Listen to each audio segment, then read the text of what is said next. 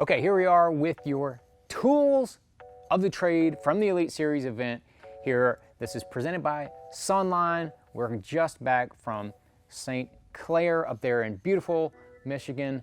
That place is amazing. It's one of my favorite places in the entire world to fish.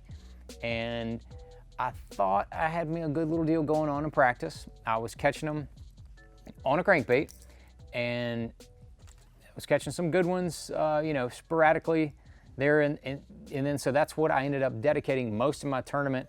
I ended up catching the fish that I weighed, most of them on a Spro Little John Baby DD. This is clear chartreuse, but one of the alterations that I made was that I swapped out the treble hooks, downsized a little bit to number 4 EWG treble hooks.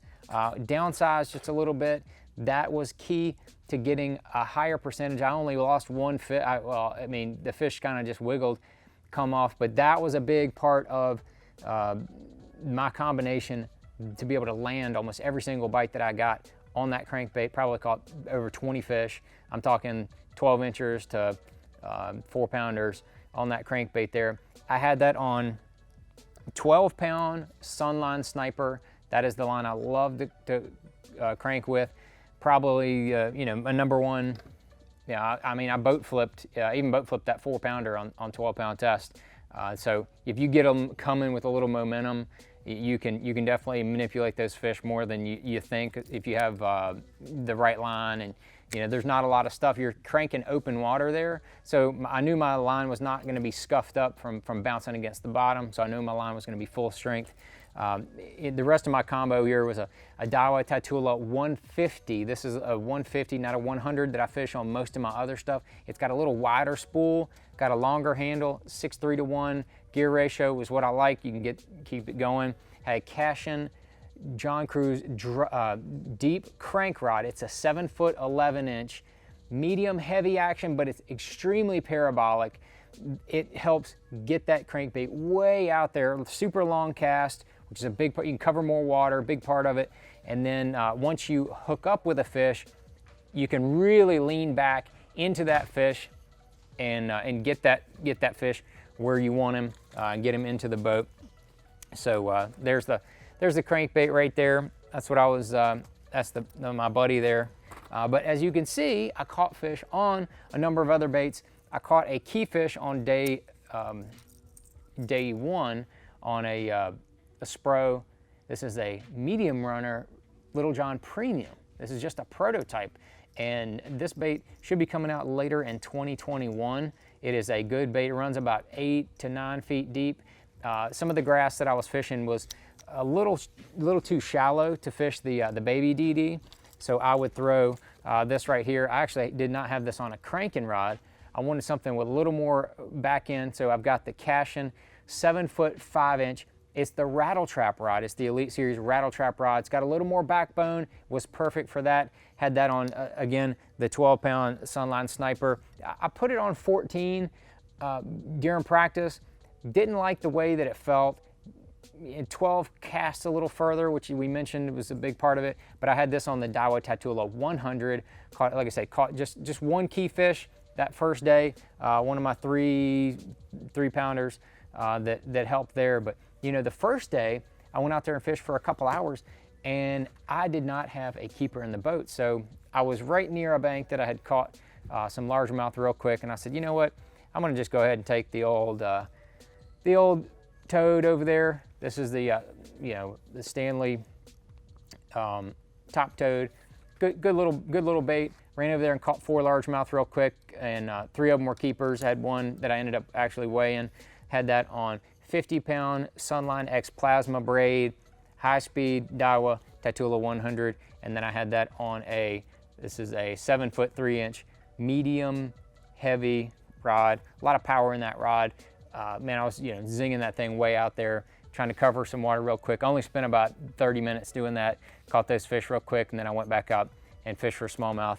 But during practice, and I fished it during the tournament, but for some reason I could not get bit. It seemed like they wanted that baby DD a little bit better. I caught some on the Little John DD 70. This is a color called Spooky Nasty. Love this color.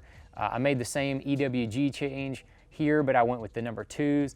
I did that in practice, had great, great hookups and everything. The rest of the setup, line, rod, reel, was the same as the baby DD, so I'm not going to go over that anymore. I caught one of the 10 keepers that I weighed in on a Missile Baits bomb shot. This was a little color called Bombshell. Had that on a number 1 Gamakatsu Stinger hook. Had about a 2-foot leader down to a 3/8 ounce. This is not tungsten. This was actually lead. I was fishing, that's kind of open water there, so I didn't really need the tungsten. And had that on 8-pound Sunline Sniper. That was my leader, 8-pound Sunline Sniper. And then went to the 12-pound Sunline X Plasma on the main line there. Used an FG knot for the leader to braid, if you're going to ask that. But I had that on Daiwa Ballistic 3000 reel, a really smooth reel. It does great for me. And I had, of course, my trusty John Cruz Cashin drop shot rod, 7-foot 4-inch. Like that extra leverage, and of course it's got the little keeper that holds the weight. Very good there. Like I said, caught one keeper that I ended up weighing on that one. After I had caught 1 or 2 fish on the crankbait, I flung that out there, fan casting. I probably caught 8 or 10 fish on the drop shot on that bomb shot, but only one of them I ended up weighing. And then I caught 1 fish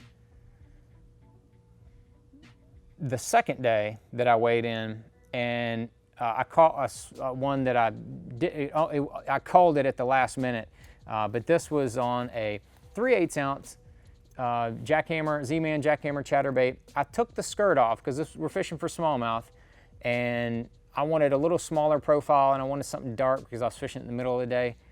Little did I know, Jay Yellis is over there just smashing them on a full bore white 1/2 ounce chatterbait with a big old Yamamoto trailer on the back. Just absurd, just absolutely trashing them. Ended up finishing in the top 10. I probably would have gone a little more power if I'd have known they would have bit it better. But anyway, they bit this really well for me when I fished for them. I just didn't have a lot of the areas that this was going to be playing, because I was fishing a big flat, about a 6 to 8 foot flat, and I was making really long casts with the Cashin 7-foot 4-inch. This is a frog rod.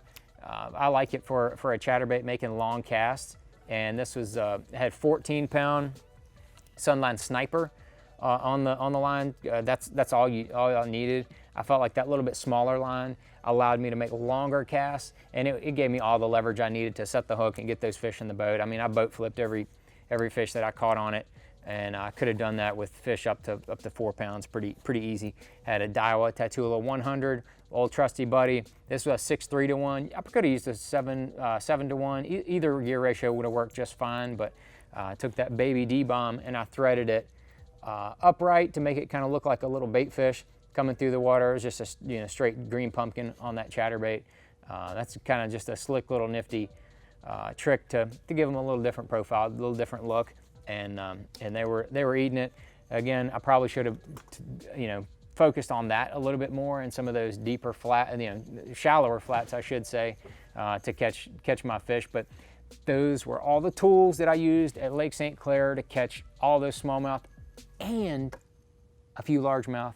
So if you think I left anything out, if you think I should have been throwing something else, let me know. Hit me down there in the comments. But again, thanks for watching.